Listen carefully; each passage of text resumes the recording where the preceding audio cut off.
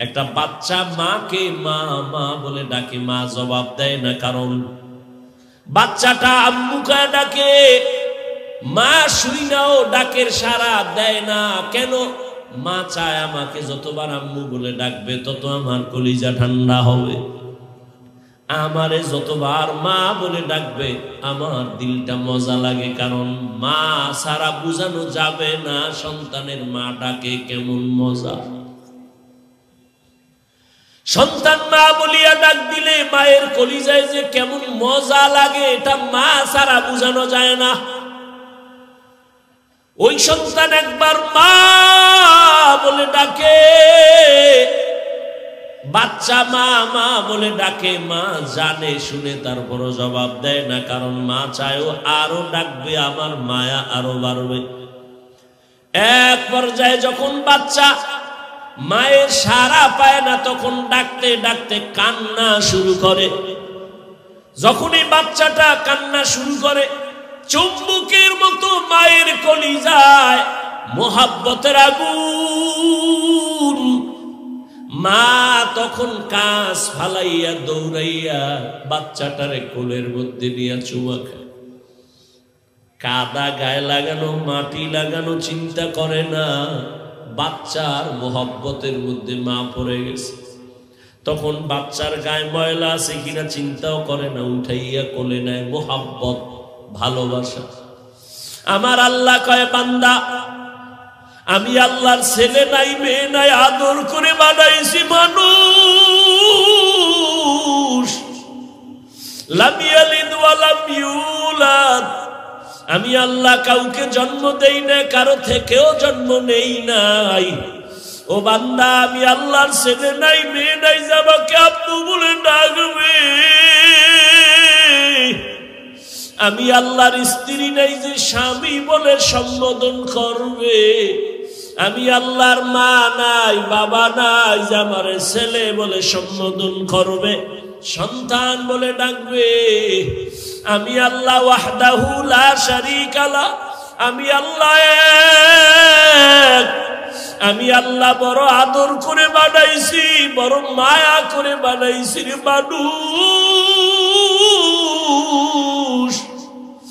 ও বান্দা তোর জন্যই তো জমিন বানাইলাম, তোমার জন্যই তো আসমান বানাইলাম, তোমার জন্যই তো সূর্যের আলো চাঁদের আলো। আমি আল্লাহ তোমার জন্যই তো বাতাসের ব্যবস্থা করলাম, তোমার জন্যই তো সমুদ্রের পানি, তোমার জন্যই তো মাছ, তোমার জন্যই তো গাছ, তোমার জন্যই তো বাতাস, তোমার জন্যই তো ফসল আর গাছের ফল। ও বান্দা সব আমি তোমারে দেওয়ার কারণ, আমার ছেলে নাই মেয়ে নাই, বড় আদর করে তোদের বানাইছি।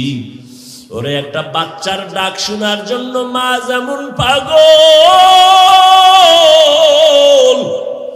ওরে আমি আল্লাহ তোরে বানাইয়া দুনিয়ায় পাঠাইয়া আমিও চাই তুই আমারে মাঝে মাঝে আল্লাহ বলে ডাকবি। তোর মাকে তুই মা বলিয়া ডাকো, বাধা নাই, বাবাকে বাবা বলে ডাকো, বাধা নাই। কিন্তু আমি চাই তুই মাঝে মাঝে আমাকে আল্লাহ বলে ডাক দিবি। ওরে তোর একটা মা ডাকে যদি মায়ের কলিজা ঠান্ডা হয়, তোর বাবা ডাকে যদি বাবার কলিজা ঠান্ডা হয়। ওরে আমি আল্লাহর কি অপরাধ বল? আমি আল্লাহকে কি তুই একবার আল্লাহ বলে ডাক দিতে পারো না? আমি আল্লাহ তোর জিহ্বাটার দিয়ে তাকায় থাকি কখন আল্লাহ বলে ডাক দিবি। ওরে ওই মা বাবার যত মায়া, এর থেকে আমি মাওলার মায়া তো 99 গুণ বেশি। ও বান্দা তুই গুনাহ করছো, হাতের গুনাহ, চোখের গুনাহ, পায়ের গুনাহ, জবানের গুনাহ, অন্তরের গুনাহ। আমি মাওলার কাছে যদি বিনয় হইয়া চোখের পানি ছেড়ে দাও, দুনিয়াতে 1 গুণ মায়া মা বাবার অন্তরে, কিন্তু 99 গুণ মায়া আমার কুদরতে। ওই মা বাবার কাছে হাজারো অন্যায় করি একটা সন্তান যদি মায়া কইরা আম্মু বলে ডাক দেয়, আর চোখের পানি ছেড়ে বলে, আম্মু আমাকে মাফ করে দাও, আমি আর তোমার সাথে বেয়াদবি করব না। একটা সন্তান যখন অন্যায়ের কথা স্বীকার করে তার আব্বুর কাছে দাঁড়ায় বলে, আব্বু আমাকে মাফ করে দাও, আর অন্যায় করব না। চোখের পানি দেখা মাত্র কোনো মা আর বাবা এমন নাই যে আর ক্ষমা করবে না, বরং সন্তানের চোখের পানি দেখিয়া টাক দিয়া বলবে, বাবা আর কাঁদিস না, তোরে আর কোনোদিন আমি বরদোয়া দিব না, খারাপ বলবো না। মাও ডেকে নিবে, বাবা আর কাঁদবি না, সন্তান তোর কান্না আমি মা সহ্য করতে পারি না। ওই মা বাবার থেকে 99 গুণ মায়া যেই মালিকের। ও টেকনাফের মুসলমান, জীবনে গুনাহ করে করে তোমার হাত না পাক, চোখ না পাক, জিহ্বা না পাক, অন্তর না পাক। ওরে বান্দা, গুনার কথা স্মরণ করিয়া যদি মাঝে মাঝে আমার আল্লাহকে গোপনে ডাক দিতা, ওরে বান্দা গোপন টাইম হলো গভীর রজনী, ভোর রাত। ওই টাইমে আমার আল্লাহ প্রথম আসমানে আসেন বান্দার ডাক শোনার জন্য। ওরে আল্লাহ তো ফজরে ডাকছে, বান্দা হাজিরা দাও নাই, জোহরে ডাকছে হাজিরা দাও নাই, আসরে ডাকছে হাজিরা দাও নাই, মাগরিবে ডাকলো মসজিদে যাও নাই, হাজিরা দাও নাই, এশার নামাজে আমার আল্লাহ ডাকলেন, হাজিরা দাও নাই, মসজিদে যাও নাই। আমার আল্লাহ এখন নিজেই প্রথম আসমানে হাজির। আমার আল্লাহ বান্দাকে মায়ার নজরে ডাকে, বান্দা ও আসমান এখন ঠান্ডা, জমিনও ঘুমায়, নদীর মাছ নীরবে ঘুমায়, গাছের ডালের পাখিরাও ঘুমায়, জঙ্গলের প্রাণীরা ঘুমায়। গভীর সময় তুমি নিরিবিলি আমাকে উঠা ডাক দাও। যদি বান্দা 2 ফোঁটা চোখের পানি ছেড়ে ভোর রাতে আমার মালিকের ডাক দাও, হে আল্লাহ আমার মতো গুনাহগার আর কেউ নাই। যদি চোখের পানি ছেড়ে মায়া লাগাইয়া আমার আল্লাহকে ডাক দেও, আমার আল্লাহ মুহূর্তের ভেতরে তোমার জীবনের সব গুনাহ মাফ করিয়া বলবেন, ও বান্দা আর কান্না করবি না, আমি তোমার সব গুনাহ মাফ করে দিলাম। ও আল্লাহর বান্দারা, ও আমার যুবক বাবারা, ও বৃদ্ধ বাবাজিরা, ও পর্দার আড়ালের মা বোনেরা, দুনিয়াতে আসার পরে এমন এক সময় চাইলেও হাঁটতে পারি নাই, কথা বলতে পারি নাই। জীবনের শুরুটা ছিল কান্না, কান্না আর কান্না। আমি হাঁটতেও পারি না, আমার ক্ষুধা লাগছে, মাকে বলতে পারি না আম্মু আমার খানা দাও। আমার তখন শুধু কান্না ছাড়া কোনো পুঁজি নাই। আমার বাথরুমের প্রয়োজন, বলতে পারি না আম্মু আমাকে বাথরুমে নাও। ও টেকনাফের মুসলমানের একটু চিন্তা করিও, পশুকে আল্লাহ চিন্তা করার মতো মেধা দেন নাই, মানুষ একটু চিন্তা করো রে বাবা। ওই শিশুবেলার কথা ভুলিয়া যাইও না। তোমার শুধু কান্নার কারণে মা তোমার জীবনের সব আশা পূরণ করেছেন। তুমি শুধু কান্না করতা, মা বুঝা বুঝা খানার প্রয়োজন মিটাইতেন। তুমি কান্না করছো, মা বুঝতে পেরে তোমার বাথরুমের প্রয়োজন সমাধান করতেন। তোমার শুধু কান্নার আওয়াজ, মা তোমার ঘুমের আয়োজন করেছেন। একটা কান্না দিয়া যদি মায়ের থেকে সব দাবি আদায় পূরণ করতে পারো, ওই মায়ের থেকে আমার আল্লাহর মায়া কি কম। ওরে আমার মাওলার কাছে যদি বান্দা বিনয়ী হইয়া চোখের পানি ছেড়ে দাও, আর আমার আল্লাহকে যদি বলো, হে মালিক জীবনে তোমার দেওয়া নিয়ামত, পানি, বাতাস, চাঁদের আলো, সূর্যের আলো সব ভোগ করিয়া তোমার হুকুম মানতে পারি নাই, গুনাহ করে ফেলেছি। গুনার কারণে আমার হাত না পাক, চোখ না পাক, অন্তর না পাক। আজকে থেকে তওবার নিয়ত করে ফেললাম, আর জীবনে গুনাহ করব না, দয়া করে মাফ করে দাও। আমার আল্লাহ বান্দাকে আর ক্ষমা না করে পারেন না।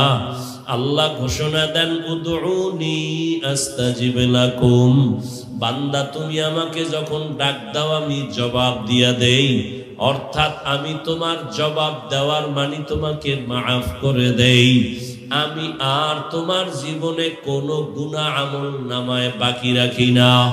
ও আমার যুবক বাবারা, কয়দিন বাহাদুরি করবা যৌবনের? চোখের সামনে তাকাইয়া দেখো, করোনার ভেতরে যুবকের লাশ, পানির নিচে যুবকের লাশ, ঘুমের বিছানায় যুবকের লাশ। কয়দিন আর যৌবনের বাহাদুরি করবা? চোখের সামনে কত আপনজন চলে গেল, এখনো কি তওবা করবা না? মনের আশা পূরণ করিয়া তো গুনাহ কম করো নাই, দাড়ি কম কাটো নাই, বেপরদায় কম চলো নাই, মা বাবার সাথে বেয়াদবি কম করো নাই, এখনো কি তওবা করবা না?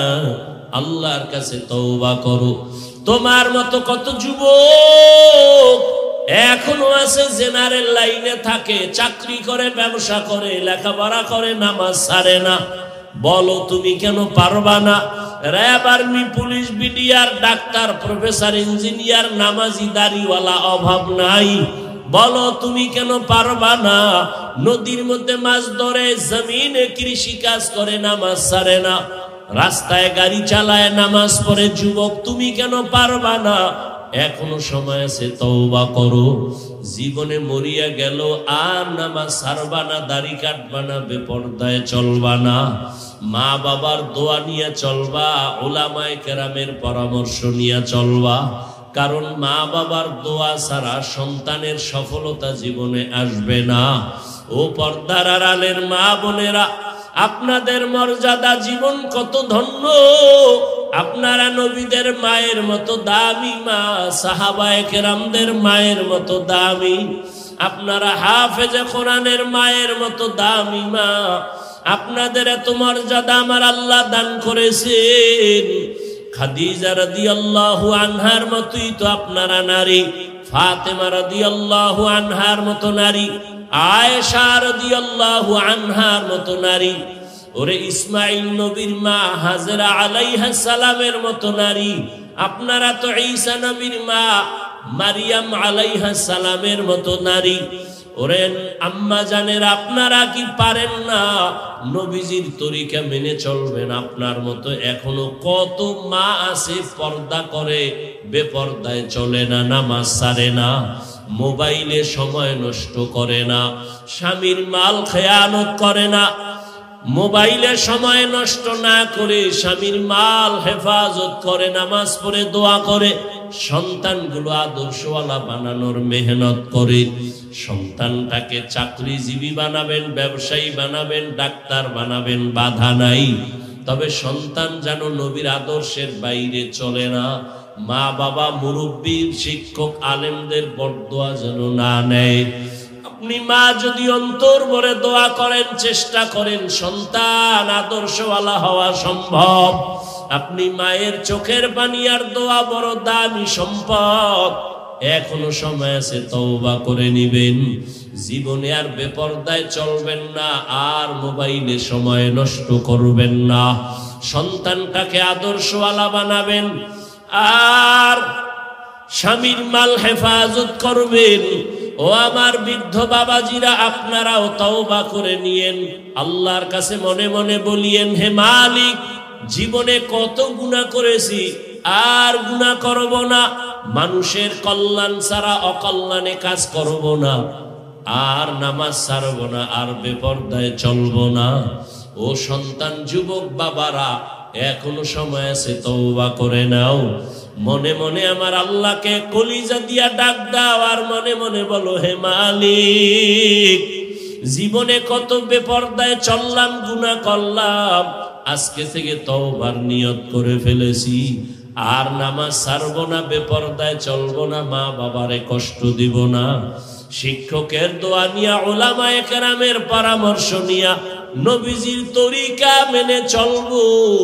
তওবা করার মতো যদি কারো অন্তর তৈরি হয়, মুনাফিকি যদি অন্তরে না থাকে, খাঁটি তওবার নিয়ত যাদের আছে, দুটো হাত আমার আল্লাহকে দেখাইয়া দাও। আয় আল্লাহ হাতগুলো কবুল করে নেন, তওবা কবুল করে নেন। তওবার উপরে মজবুত হইয়া আমাদের চলার মতো তৌফিক দান করেন, আমিন। আল্লাহ তাআলা বলেন, নবী আপনি আমার কোরআনের আয়াত শুনায়া দেন, ওয়াল্লাযীনা জাহাদু ফীনা লানাহদিয়ান্নাহুম সুবুলানা ওয়া ইন্নাল্লাহা লামাআল মুহসিনিন।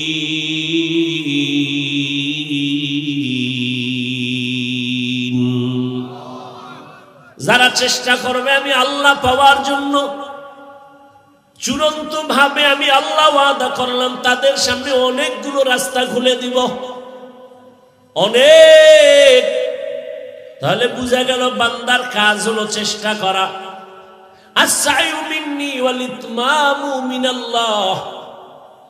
বান্দা চেষ্টা না করলে আল্লাহ দরজা খুলবেন না। ইউসুফ নবীরে জুলাইখা দরজায় তালা লাগায় দিয়ে এবার ডাক দিয়ে কয়, জুলাইখা বলে, ইউসুফ তুমি আমগো গোলাম, তোমার চারদিকে দরজা আটকায় দিছি, আমার মনের আশাটা তুমি পূরণ করে দিবা। ইউসুফ নবী ডাক দিয়ে কয়, রে জুলাইখা, তুমি আমাকে যতই আটকাও সম্ভব না। জুলাইখা সুন্দরী বলে, সম্ভাবনার দরজা সব আটকায় দিছি, অসম্ভবের কিছু নাই। দরজাগুলো আটকাইছি। ইউসুফ নবী চিন্তায় পড়ে গেলেন, এখন আমি একা, জুলাইখা ছাড়া কেউ নাই। ও দয়ার মালিক, তুমি রহমতের দরজা খুলে দাও, এই গুনার রাস্তা থেকে বাঁচতে পারবো না। আল্লাহ তাআলা ইউসুফের জন্য রহমতের দরজা খুলে দিলেন। অন্তর থেকে জবাব আসছে, জুলাইখা দরওয়াজায় তালা লাগাইছো তুমি, আর দরওয়াজায় ধাক্কা লাগাবো আমি, দরজা খুলবেন আমার আল্লাহ। জুলাইখা অনেক আশা নিয়ে দরজা তালা লাগাইলো। ইউসুফ নবী চিন্তা করলেন, দরজায় ধাক্কা দেওয়া আমার কাজ, দরজা খুলবেন কি খুলবেন না সেটা আল্লাহর কাজ। ইউসুফ নবী একটা ধাক্কা দিয়া দৌড় দিয়া দরজায় যখন টাচ করলেন, জুলাইখার তালা বদ্ধ সব দরজাগুলো টাস টাস করে খুলে গেল। ইউসুফ নবী দৌড়াইয়া সিঁড়ি থেকে নিচে নামলেন, জুলাইখাও পেছন দিক দিয়া নিচে নামলো। ইউসুফের গিয়া জামাটা ধইরা ছিঁড়া ফালাইছে। ইউসুফ নবী জুলাইখা একই দিকে দৌড়ায়, জুলাইখা ওদিকে দৌড়ায়, ইউসুফ ওদিকে দৌড়ায়, একই দিকে দুজনে দৌড়ায়। নিচে নাইমা দেখে জুলাইখার স্বামী আজিজে মিসর সামনে দাঁড়ানো। ডাক দিয়া কয়, ইউসুফ দৌড়াও কেন? ইউসুফ চুপ হয়ে গেছে, কিঞ্চিৎ কর্তব্য বিমূঢ় হয়ে গেল, কি বলবে। আবার মনে মনে চিন্তা, যে জিগাইতেছে কি হয়েছে, তার স্ত্রীর অপকর্ম বা উল্টা পাল্টা আমি কিছুই বলবো না, যেহেতু তার ঘরে থাকি, তারটা খাই, অন্তত অন্যায় তো চূড়ান্ত করে নাই, অতএব চুপ থাকি, দোষ না বলি। মহিলাদের অভ্যাস বড় খারাপ, না লাগলেও কথা বাড়ায় কইয়েই ফেলায়, মনে করে কথা বললেই বুঝি আমার সফলতা। জুলাইখা কন্ট্রোল করতে না পাইরা ইউসুফ নবীর উপরে দোষ চাপায় দিল। অথচ কোনো দোষ তো নাই, টুকটাক যদি থাকে সে দোষ তো জুলাইখা, কিন্তু নিজের দোষ স্বীকার না করে ইউসুফের দোষী বানাবার জন্য জুলাইখা ডাক দিয়ে কয়, তোমার ঘরের ইউসুফ গোলাম তোমার স্ত্রীর সাথে খারাপ আচরণের জন্য রেডি হয়ে গেছে। ইউসুফ নবী চিন্তা করলেন, এখন আমার চুপ থাকাটা এটা ঠিক হবে না, কথা বলতেই হবে। ইউসুফ নবী বললেন, আমি পবিত্র,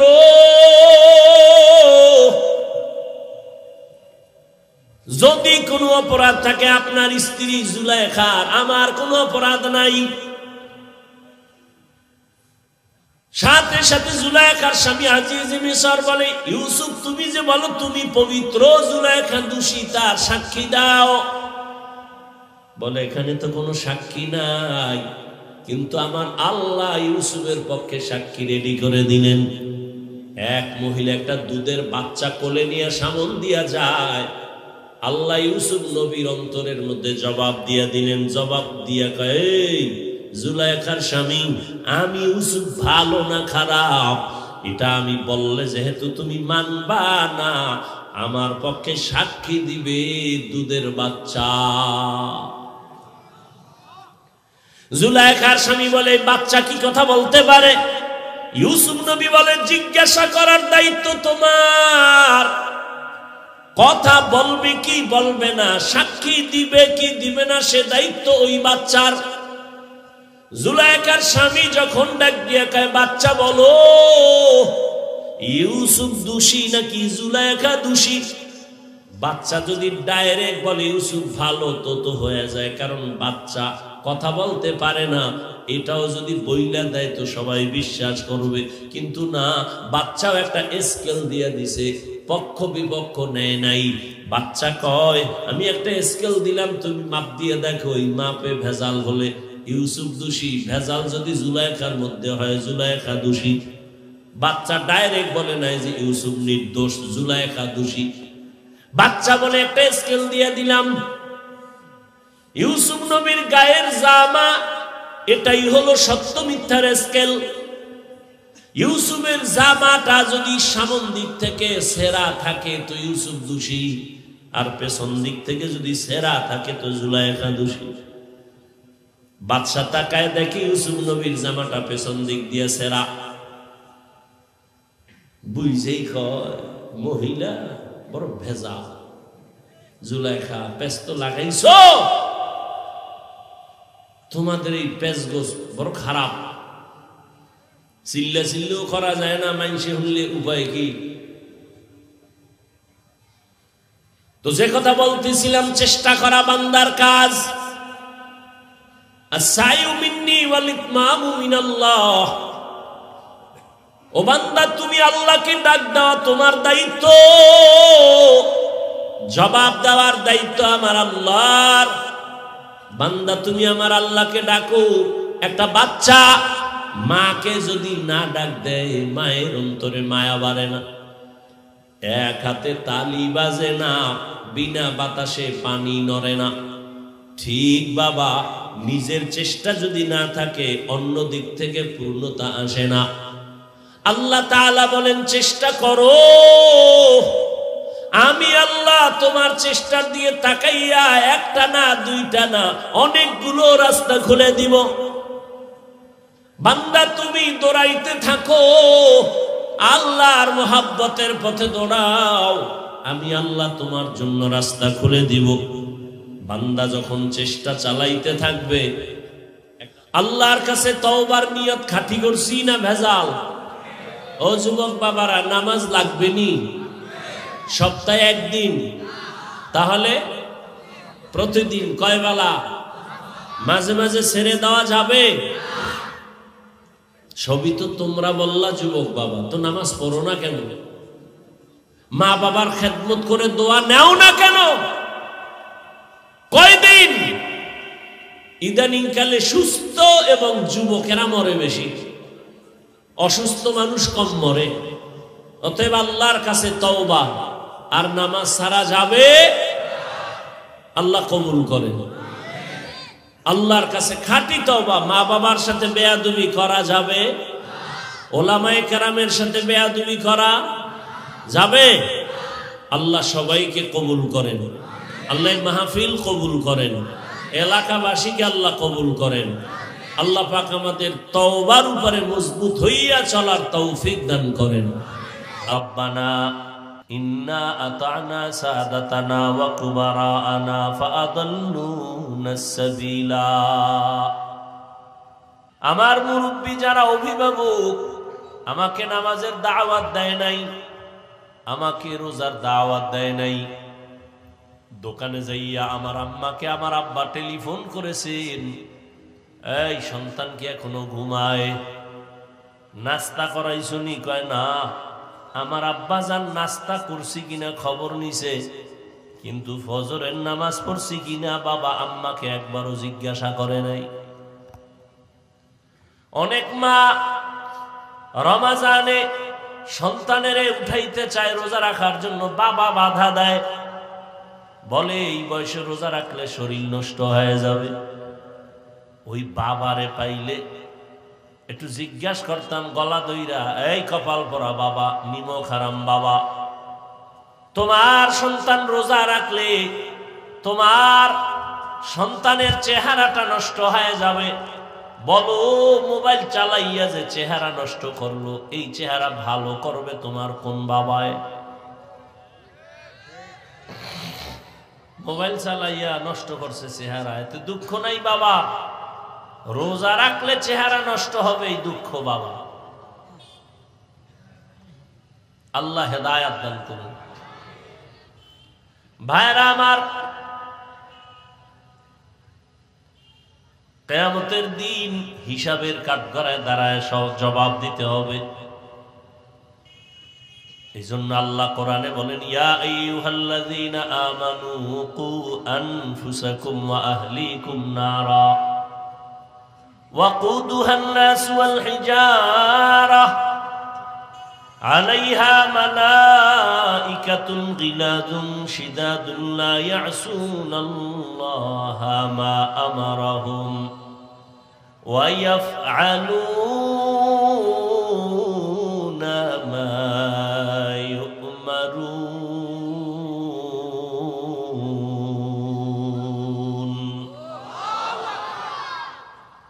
ও মুমিন, জাহান্নাম থেকে নিজেকে বাঁচাও, তোমার আহালকেও বাঁচাও। ও মা বাবা, জাহান্নামের আগুন থেকে নিজেকে আগে বাঁচাবেন, তারপরে সন্তান আপনারা হালকে বাঁচাবেন।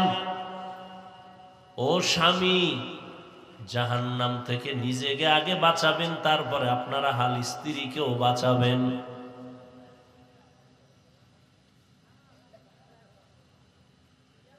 শিক্ষক, আপনি জাহান্নামের আগুন থেকে নিজেকে আগে বাঁচাবেন, তারপরে ছাত্রদেরও বাঁচাবেন।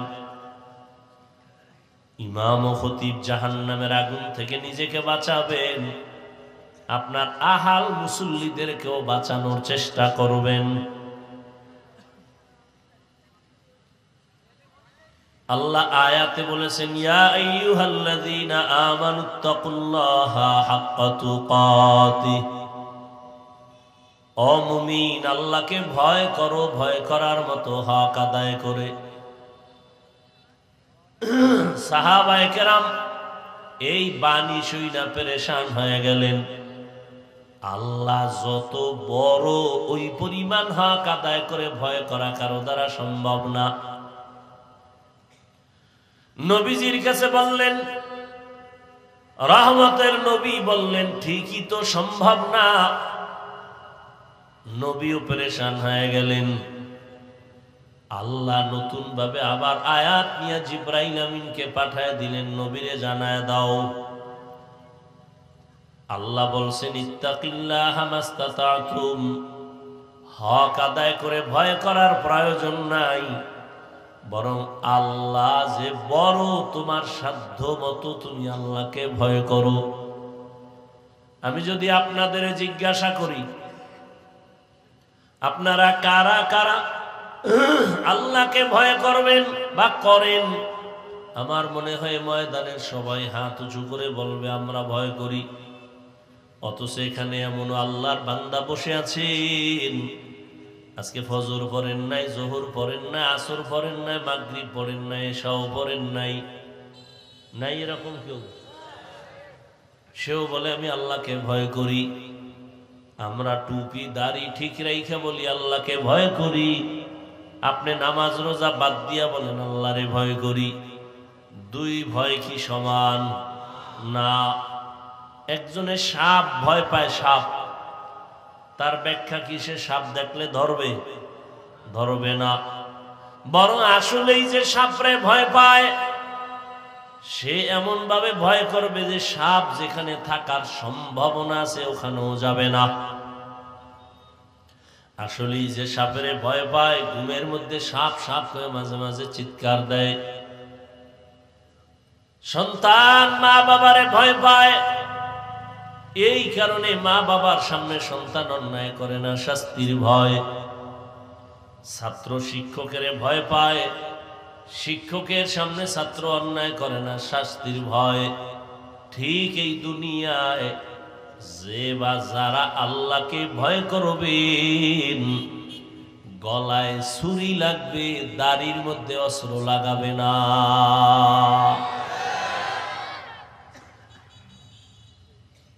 কখনো দাড়ির মধ্যে অস্ত্র লাগাবে না। অথচ দুঃখ লাগে রে বাবারা, অনেক কপাল পরা যুবক আছে, শিক্ষিত মানুষ আছে, যদি আপনি বলেন ভাই দাড়ি রাখেন না কেন, মুসলমান হিসেবে তার অন্তর যদি আল্লাহর ভয় থাকতো তো বলতো হ্যাঁ দাড়ি রাখা দরকার, পারি না, দোয়া করব, চেষ্টা করব। কিন্তু কি পরিমাণ বেয়াদব, প্রশ্ন করলে দেখবেন বলে দাড়ি না রাখলে অসুবিধা কি আছে না নাই? তুমি দাড়ি রাখো না, ভয় নিয়ে তুমি দোয়া চাইবা, আর যদি তুমি বলো অসুবিধা কি, তাহলে এর থেকে বেয়াদবি দুনিয়াতে আর কিছুই হতে পারে না। আল্লাহ হেদায়াত দান করুন। কারণ নামাজ না পড়লে অসুবিধা কি? তো তুমি যে অসুবিধা কি স্লোগান দাও, নবী যদি বলে তোর মতো বেয়াদব উম্মত আমার না হইলে অসুবিধা কি, তখন উপায় কি হবে?